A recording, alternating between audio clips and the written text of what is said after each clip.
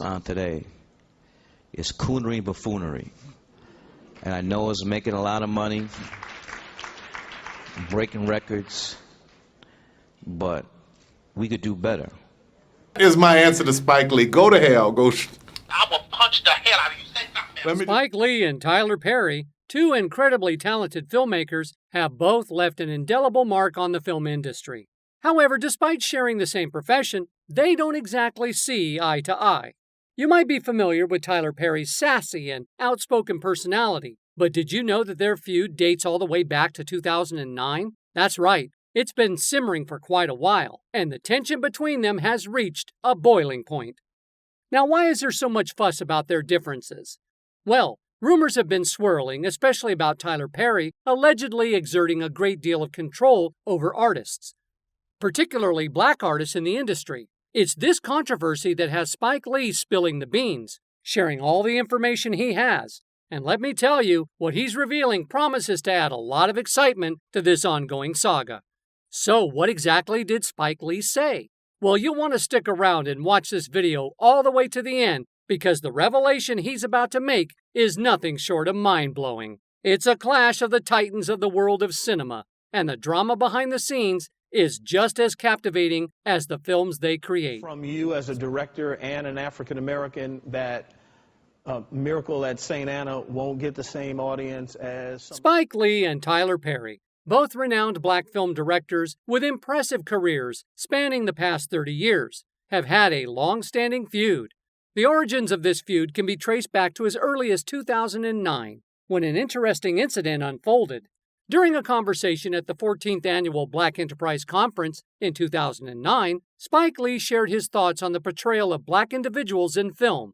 In a candid interview with Ed Gordon, Spike Lee didn't mince words. He expressed his views on how the black community is represented in cinema and how it is received by audiences. In essence, Spike Lee suggested that black audiences often gravitate towards content that might be seen as reinforcing stereotypes or perpetuating cliched portrayals.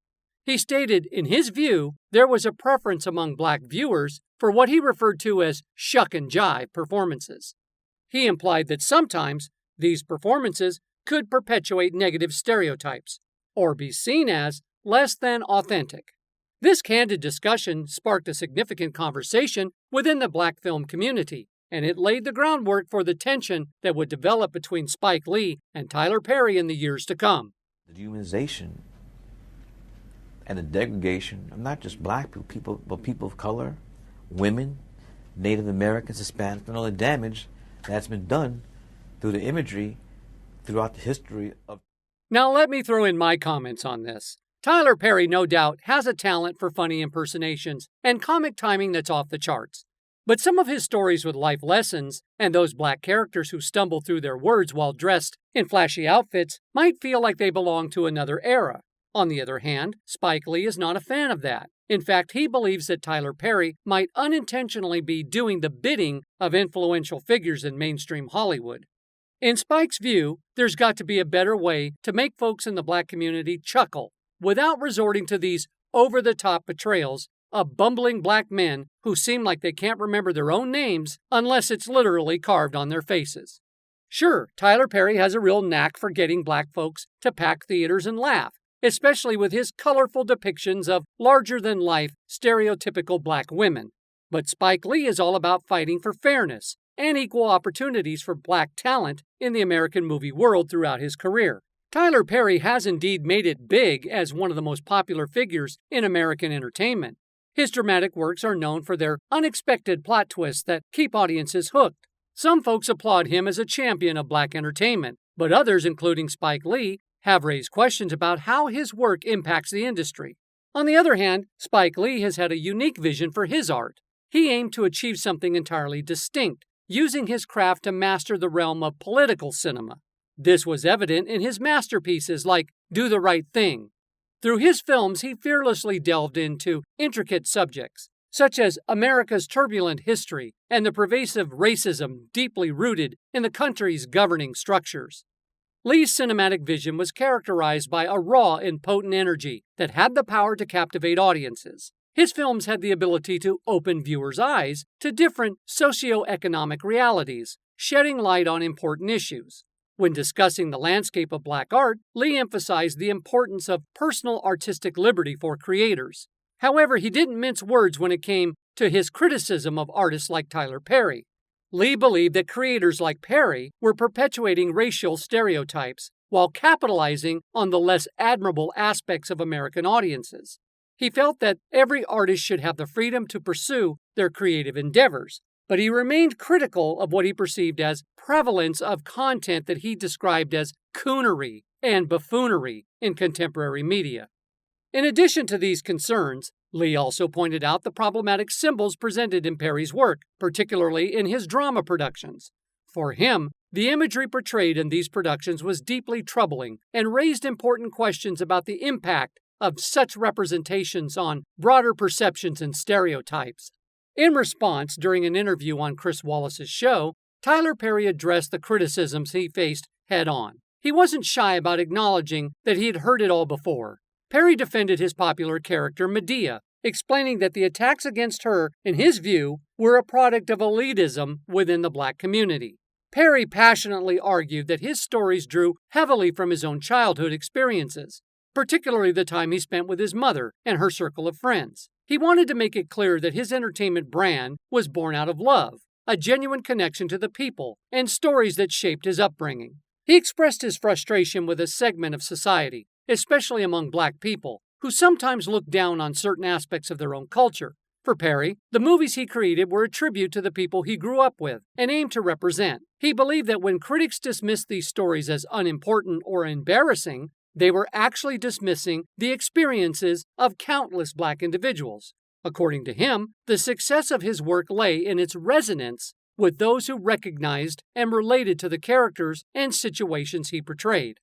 As time passed, Spike Lee later mentioned that the feud between himself and Tyler Perry had cooled down. He clarified that he had been sharing his personal opinions, but he still held the view that Tyler Perry leaned more towards being a savvy businessman than a traditional artist. Man's a brilliant businessman.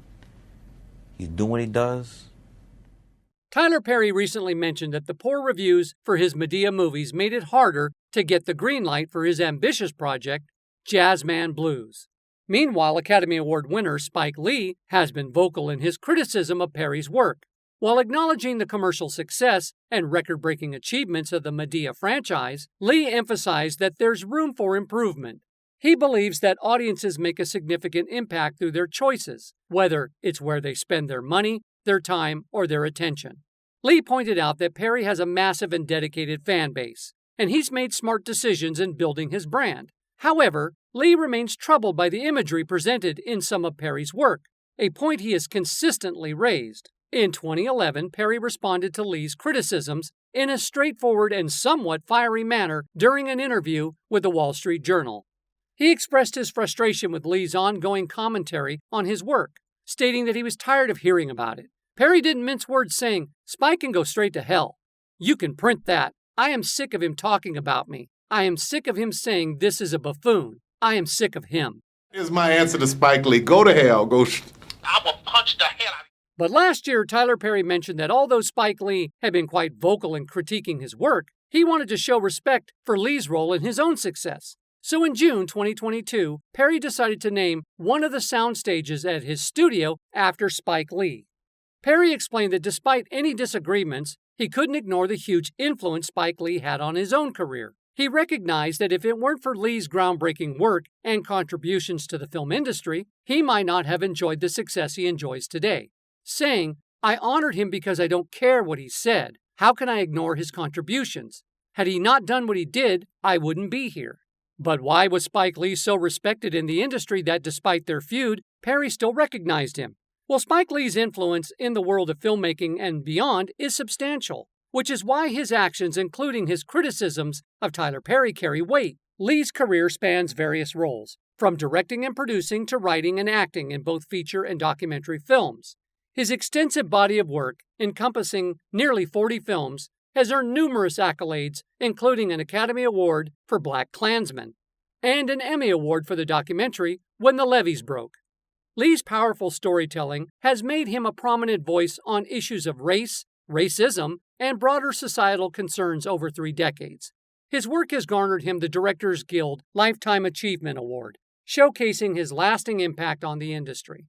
Lee's company, 40 Acres and a Mule Filmworks, is rooted in Brooklyn, his home borough, and he resides in Manhattan with his family.